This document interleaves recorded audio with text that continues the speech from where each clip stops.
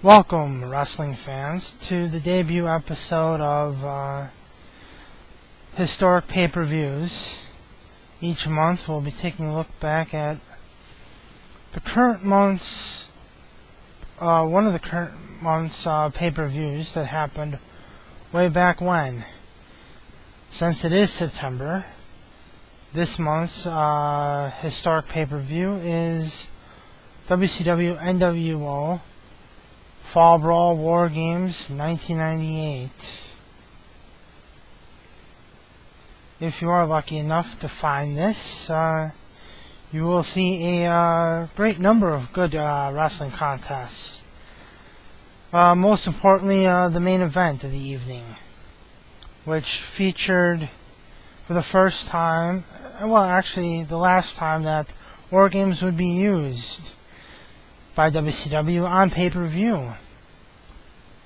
But it would also introduce us to many new rules to War Games. No longer would it be a 5-on-5 two-team contest or a 4-on-4 two-team contest. Now it's 3 men on 3 separate teams. Team WCW, composing of Roddy Piper, Diamond Dallas Page, and the Ultimate Warrior, taking on Team NWO Black and White, featuring Hulk Hogan, Bret Hart, and Stevie Ray.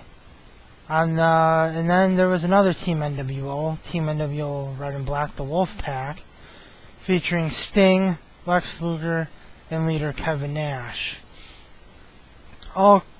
But in many ways, even though it was a team concept,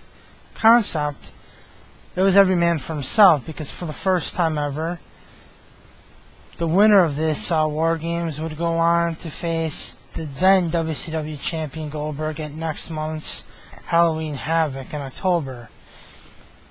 So there was a lot on the line, especially with Hogan being the former champion and wanting to gain back control for NWO. And so there's a lot on the line. And for the first time ever, there's pinfalls are allowed. It's not surrender or submission, and it could happen at any time during the match, not just at the end of the match, because the old rules were you had to wait for everybody to get into the ring from all teams in order to be successful, where this time around you didn't have to do that. You could pin them right at the beginning of the match, and you'd already have a winner with not having everybody in the match. But of course, so it added some intrigue actually to the match for the first time in a couple of years. After 2 very successful Team WCW versus Team NWO concept War Games matches, the 2 following Fall Brawls, in which the NWO would end up winning. Also, this was going to be hopefully the first time we would see Scott and Rick Steiner face off, as Scott Steiner kept trying to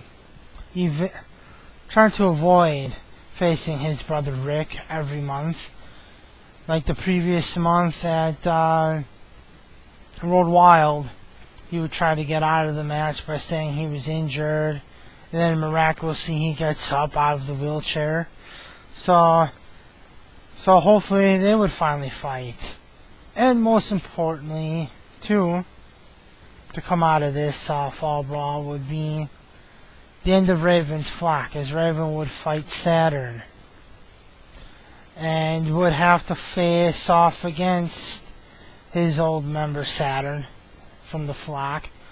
But it didn't really turn out that important for Saturn, but it did help the other flock members. Most importantly, the next night following this event, it would bring Billy Kidman to the Cruiserweight title on one of the most dominant Cruiserweight title reigns of the WCW era. and he would go on to great heights following this. So in many ways, Kidman would be grateful for Saturn eventually winning this match. But yes, this would turn out to be a very decent fall brawl in the heat of as wrestling's popularity in the late 90s would continue to rise. Thank you, and I'll see you around, hopefully for predictions for WWE's next pay-per-view, Breaking Point. Thank you.